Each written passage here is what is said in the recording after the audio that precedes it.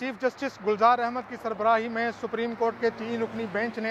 आज जब army public school से मुतल्लिक अज खुद नोटिस की समाअत की तो अटारनी जनरल ने इस हवाले से एक रिपोर्ट पेश की गई जिस पर अदालत ने अदम इत्मीनान का इजहार किया और ये कहा कि जो अदालत ने गुज़श्ता समाअत के दौरान जो ऑर्डर पास किया था और जो इस साने में हलाक होने वाले बच्चों की जो इस्तदा थी, जिसमें उस वक्त के आर्मी चीफ DGISI और उस वक्त के वज़ीर आला KPK के ख़िलाफ़ मुकदमात दर्ज करने की इस्तदा की गई थी, उसके बारे में आप लोगों ने क्या किया, जिस पर अटॉर्नी जनरल का ये कहना था कि ये इन अफसरान के ख़िलाफ़ जो कमेटी या कमीशन बनाया गया था उन्होंने कोई सिफारिशात नहीं दी थी, इसलिए उनके ख़िलाफ़ कोई कार्रवाई नहीं बनती। अदालत इस पर मुतमईन नहीं हुई और उन्होंने ये कहा कि इस हवाले से हम वज़ीर आज़म को तलब करते हैं।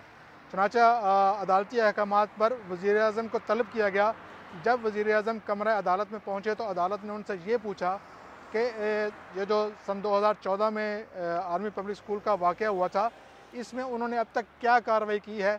जिस पर वज़ीर आज़म इमरान खान का ये कहना था कि चूँकि उस वक्त उनकी सिर्फ सूबे में हुकूमत थी, वफाक में तो उनकी हुकूमत थी ही नहीं, इसलिए वो अपने तौर पर जो उनके इख्तियार में था उन्होंने वो किया। अदालत ने उनसे ये पूछा कि आपने क्या किया, तो उन्होंने कहा जी मेरे इख्तियार में सिर्फ ये था कि मैं उनको मुआवजा देता और मैंने उनको मुआवजा दिया। जिस पर चीफ जस्टिस ने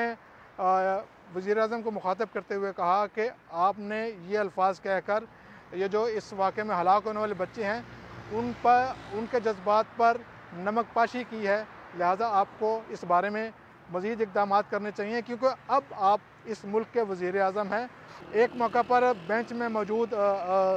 जस्टिस काजी अमीन ने रिमार्क्स दिए कि जो अखबारी इतलात हैं उसके मुताबिक ये है कि रियासत TTP यानी तहरीक तालिबान पाकिस्तान के साथ मुज़ाकरात करने जा रही है और अगर ऐसा है तो क्या हम ऐसे अफराद जिन पर यह इल्ज़ाम है कि वो इस वाक़े में मुलव्विस हैं उनके साथ मुज़ाकरात करके कहीं और शिकस्त की दस्तावेज़ पर दस्तखत करने तो नहीं जा रहे। जिस पर इमरान खान ने कहा कि इस मामले को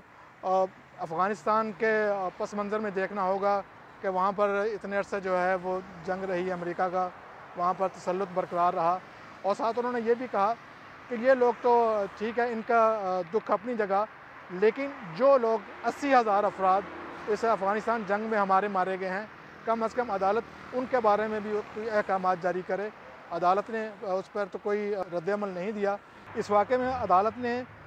जो अहकामात दिए हैं उसमें यह कहा है कि अटॉर्नी जनरल 4 हफ़्तों के अंदर अंदर इस जो रिपोर्ट है इस पर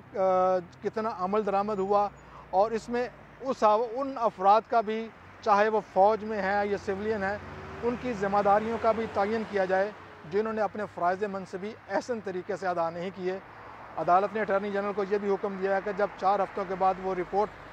सुप्रीम कोर्ट में पेश करेंगे तो उस रिपोर्ट पर वज़ीर आज़म के दस्तखत ज़रूर मौजूद होने चाहिए।